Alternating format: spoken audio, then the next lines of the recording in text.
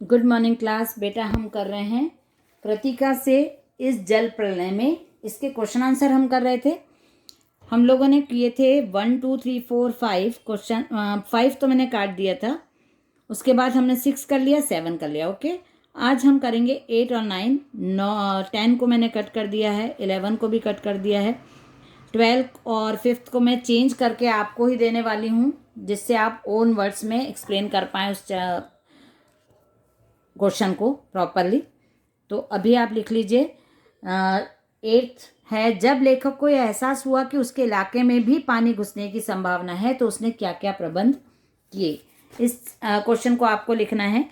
जब लेखक को संभावना हुई, जब लेखक को यह एहसास हुआ कि उसके इलाके में भी पानी घुसना नहीं लिखना है, आपको लिखना है जब लेखक को यह एहसास हुआ कि उसके इलाके में भी बाढ़ का पानी आ सकता है या बाढ़ के पानी के आने की संभावना है। जब लेखक को एहसास हुआ कि उसके इलाके में भी बाढ़ के पानी के आने की संभावना है तो उसने अपने घर में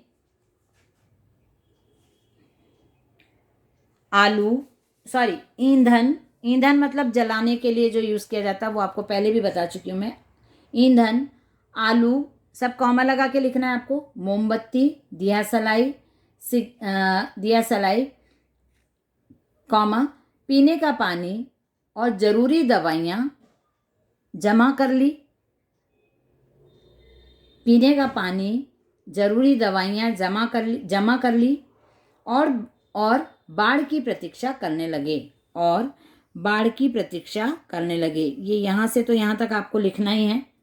उसके बाद जो मैंने बोला है अपने घर में ईंधन, आलू, दिया सलाई, पीने का पानी और कंपोस्ट की गोलियां जमा कर बाढ़ की प्रतीक्षा करने लगे। ये हो गया आपका 8।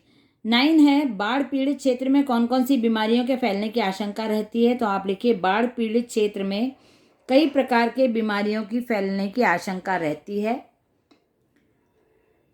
बाढ़ पीड़ित क्षेत्र में कई प्रकार की बीमारियों के फैलने की आशंका रहती है, जैसे हैजा, मलेरिया,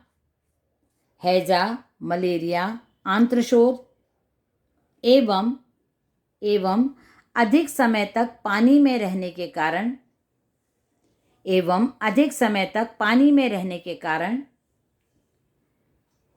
पैरों की त्वचा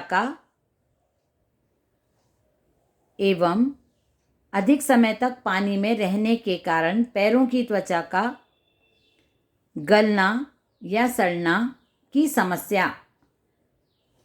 पैरों की त्वचा के गलने और सड़ने की समस्या, और पूर्ण विराम लगा देना है आपको। तो ये हमने अभी 8 और 9 कंप्लीट करनी है। उसके बाद अब हम क्षितिज से, ये पार्ट कंप्लीट हो गया है। जो आपको होमवर्क में दिया जाएगा वो आपको अलग से करना है, ठीक है। तो वो आपको ओन वर्ड्स में समझ के करना है। कॉपी आपको कंप्लीट करना है जितने भी चैप्टर हो रहे हैं। उसके बाद जब हम ग्रामर पोर्शन करेंगे तो वो भी आपको एक ही कॉपी, आप जैसे असाइनमेंट के लिए भी किसी बच्चे ने कागज़ में, किसी ने फाइल में, ऐसे मत दो।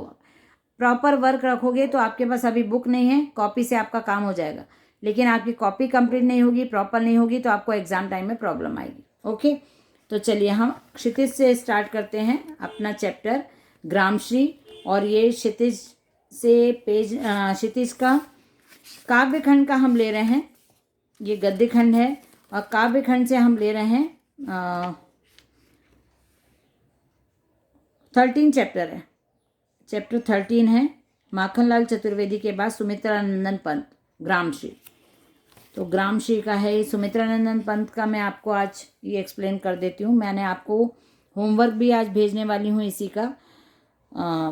जो इनका जीवन परिचय वो आपको लिखना है। सुमित्रानंदन पंत महत्वपूर्ण कवि हैं, इसलिए इनको ध्यान से लिखिए, ध्यान से पढ़िए और ध्यान से समझिए। सुमित्रानंदन पंत का जन्म उत्तरांचल के अल्मोड़ा जिले के कासोनी गांव में सन 1900 में हुआ था, 19 में हुआ था। उनकी शिक्षा बनारस और इलाहाबाद में हुई। आज़ादी के आंदोलन के दौरान महात्मा गांधी के आह्वान पर उन्होंने कॉलेज छोड़ दिया। महात्मा गांधी ने आह्वान किया था जब हमारे यहाँ ब्रिटिशर्स का राज्य था, आंदोलन चल रहे थे ब्रिटिश शासन को ख़त्म करने के लिए, ब्रिटिशर्स से अपने आप को, भारत को आज़ाद करने के लिए। तो गांधी जी ने बहुत सारे ऐसे आंदोलन भी छेड़े थे और बहुत सारे, जब वो भाषण वगैरह देते थे, बहुत सारी सभाएं करते थे, तो देश के नौजवानों को आमंत्रित करते थे कि आप आगे आओ और हमारे देश को बचाने के लिए काम करो या हेल्प करो। तो ऐसे उनका आह्वान होता था, ऐसे स्पीच देते थे। तो ये सब सुन के सुमित्रा नंदन पंत ने कॉलेज छोड़ दिया और वो स्वतंत्रता के लिए काम करने लग गए थे। छायावादी कविता के प्रमुख स्तंभ रहे, मतलब छायावादी जो अलग अलग, मैंने आपको पहले भी बताया, अलग अलग युग के कवि हुए, अलग अलग समय की कविताएं लिखी गई। तो छायावादी जो युग था, वहाँ के प्रमुख स्तंभ सुमित्रा नंदन पंत थे। सुमित्रा नंदन पंत का काव्य क्षितिज 1916 से 1977 तक फैला, मतलब उन्होंने 1960 से लेकर 1977 तक कविताएं और जो भी उनका लेखन कार्य था वो बहुत फेमस था और बहुत चलता रहा। सन 1977 में उनका देहावसान हुआ, मतलब जब तक वो जीवित थे 77 तक वो काम करते रहे, लिखते रहे, रचनाएं करते रहे, और उनका डेथ हुई तब तक भी वो वर्क कर रहे थे। वे अपनी जीवन दृष्टि के विभिन्न चरणों में छायावाद, प्रगतिवाद एवं अरविंद दर्शन से प्रभावित हुए। वीणा, ग्रंथि, गुंजन, ग्राम्या, पल्लव, युगान, स्वर्ण किरण, स्वर्णधूलि, कला और बूढ़ा चांद, लोकायतन, चिदंबरा आदि उनकी प्रमुख काव्य कृतियाँ हैं। ये उनकी काव्य कृतियाँ हैं और मैंने यहाँ पे जो मार्क किए हैं ये आपको देख के इसके अकॉर्डिंग आपको उनके महत्वपूर्ण बिंदु लिखना है।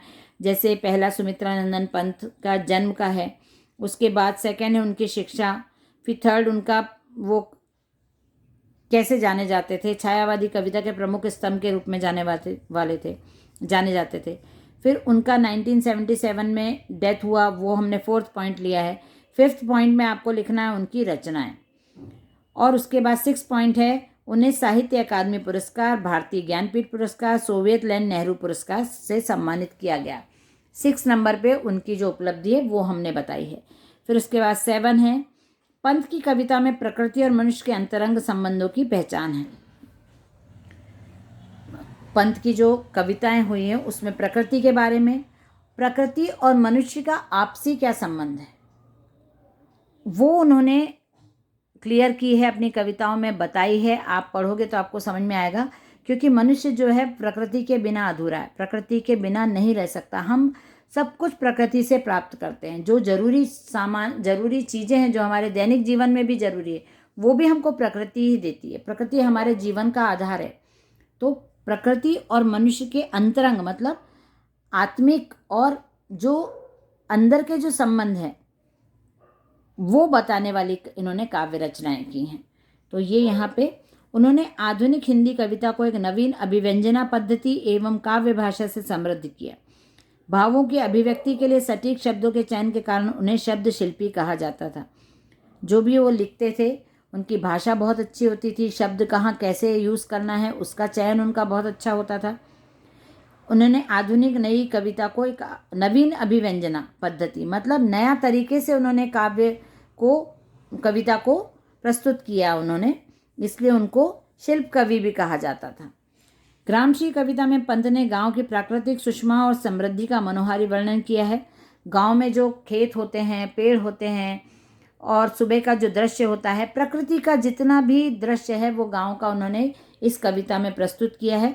वो कवि थे तो वो कैसे देखते थे गांव की प्रकृति को, या प्रकृति के दृश्यों को, प्रकृति के चित्रण को कैसे महसूस करते थे, गांव के जीवन को उन्होंने इस कविता में बताया है।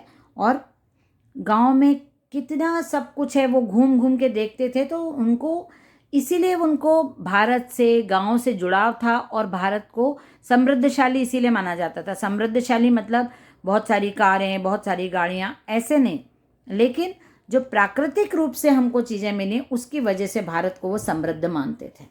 तो ये यहाँ पे हमने सुमित्रा नंदन पंत का जीवन परिचय कंप्लीट किया है। अब नेक्स्ट क्लास में हम इसकी कविता का पठन करेंगे, कविता को समझेंगे, और आप आज ये होमवर्क में है तो आप इसको कंप्लीट करना अपनी कॉपी में। उसके बाद हम इसके काव्य संग्रह को लेकर, और पद्यांश गद्यांश की व्याख्या भी मैं आपको लिखवा दूंगी, उसमें कंप्लीट करूंगी। Okay, bye everyone.